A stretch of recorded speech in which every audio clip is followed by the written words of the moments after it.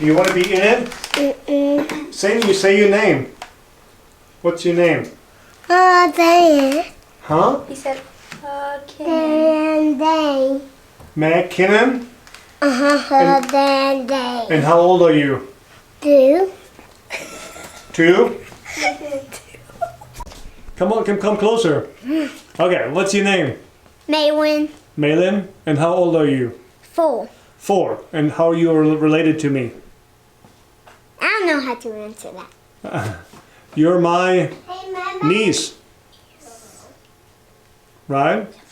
he's Your mama and my wife are sisters. And you, what's your name up there?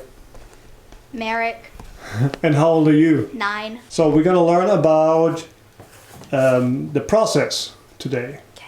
All right? How to make a sign. Go out. All right, look at that. Do you want to learn how to make a sign? Yeah. Okay. Do you know what the sign is made out of?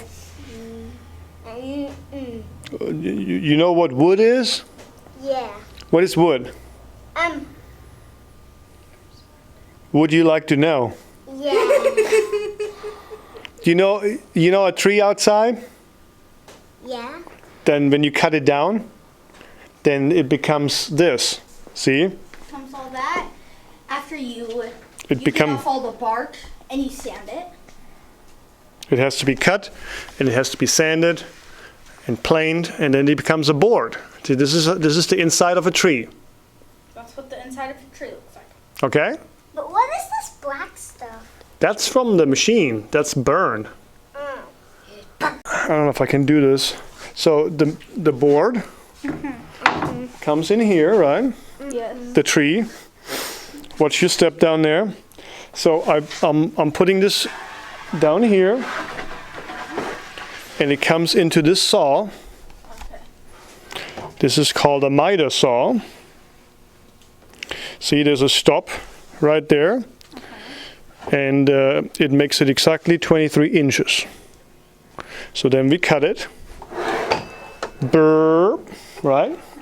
Then it becomes this. Okay. Okay.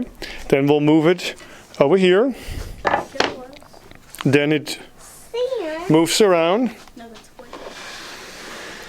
and then it goes through this machine, which is a drum sander.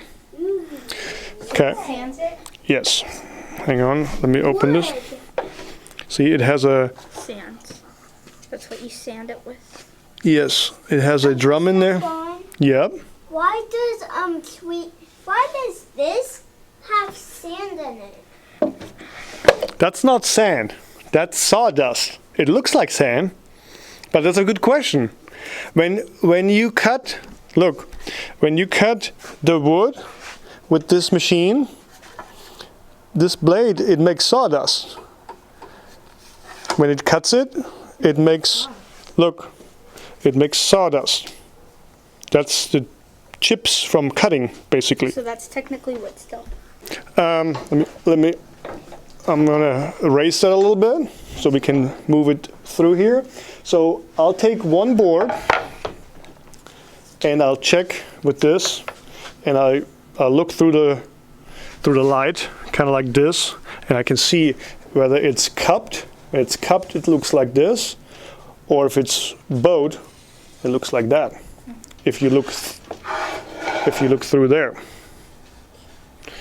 I can't do this with only see like this. Yeah. That's a little bit cupped. There's a little bit of light. So, well, watch out.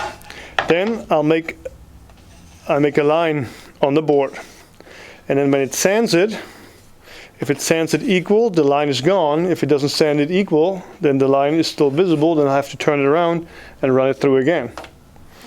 So we're running it through there. See, this has a conveyor belt. And, you know, normally I turn it on and it just feeds it through there.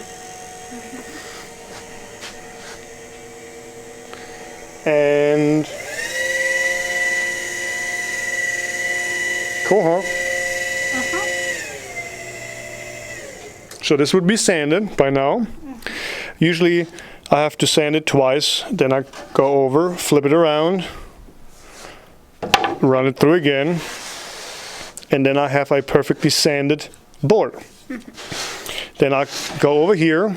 Then we have a little mess here. You gotta see, I built this wall yesterday. See, this is all new. I built this wall. Yeah, it wasn't there. And then, so I have a little bit of crap laying around here. Normally this is all open, but then we'll put stain on there. Stain is an oil that seals the wood. So this is what I call pre-staining. Put a little bit oil on there. Then I have these stain pads, like a sponge. And then we'll put the stain on there. One-handed. And then we'll wipe it off. Okay. Hang on. So the reason why we pre-stain is because when you route through the wood and you carve your name in there or whatever, and then when I paint it black, this is what's called the grain, the wood grain. Essentially, just these are like layers, you know, and they have gaps in there. You can see how the oil is absorbed by the board. Yeah. And so when you put black paint in there, it kind of gets into the grain and it kind of fizzles out, makes it look kind of blurry, you know. And so we put this oil on there to seal the wood and make sure that the black paint doesn't get into the wood, if that makes sense. Yes. It does. Okay, so from here we go into the machine room, which is over here.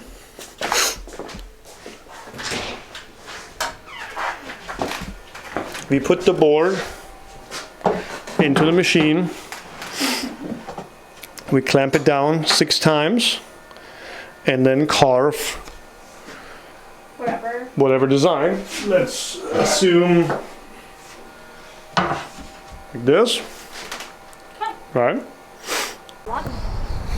Almost 100. Almost 100? Yeah. Okay, so this is the paint shop. And so what I'll do is we'll take the design, or the sign, I mean, and we move it over here and we spray it black. This is a turning table, so I spray. I don't have the spray gun here, but basically it looks like this, and I go psh, spray. The dogs are fighting. Then I turn it around. See, I turn it around. Like that, and you spray it again. And I spray it again. In the back there's a fan and a filter. It blows out it sucks out all the fumes. So then this will go back here. Right. And I'll do this. That many times. Yeah. So when we're done painting, all the signs come here. And they get put on this table. I was about to ask you what this room was. This is called the sanding room, also known as the dirty room. It's very dusty in here. This is called a downdraft table. See, it's hooked up to a vacuum, Sand. and when you create sawdust, it sucks it down. Yeah, don't touch it. It gets into your nose, and then you have to sneeze. Okay. I'm about to right now. But see, it's connected to this blower, fan, vacuum. And then when you create sawdust, it sucks it up. Now let's try.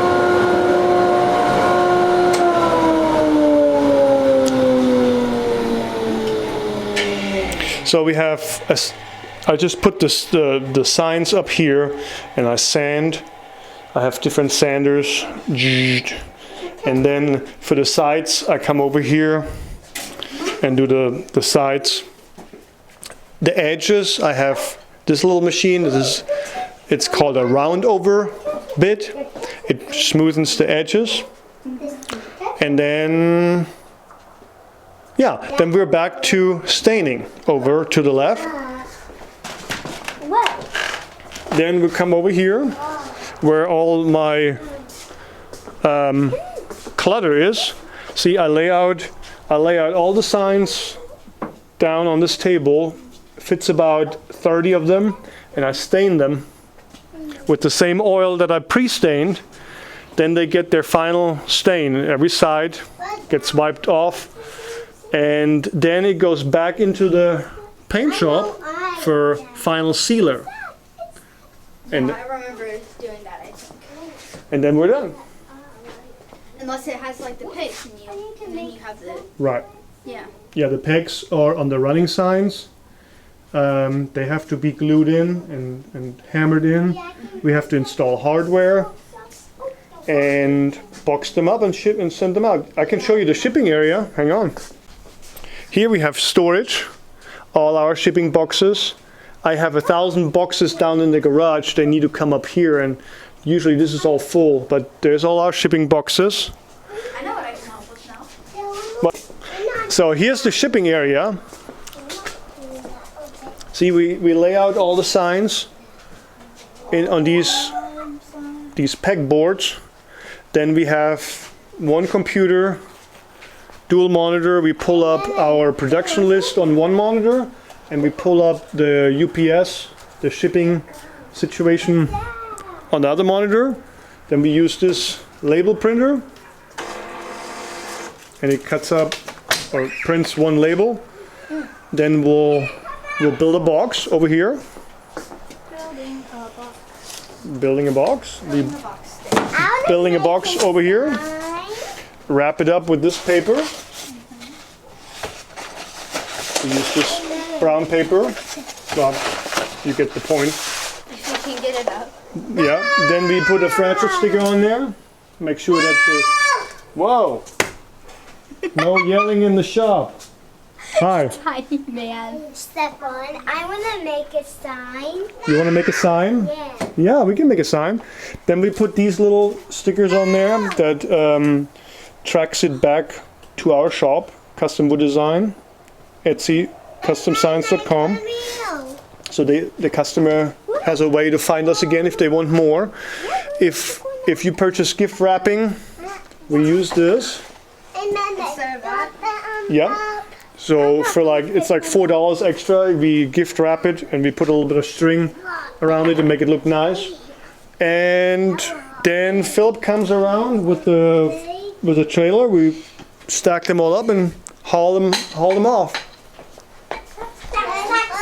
That's the operation, ladies and gentlemen.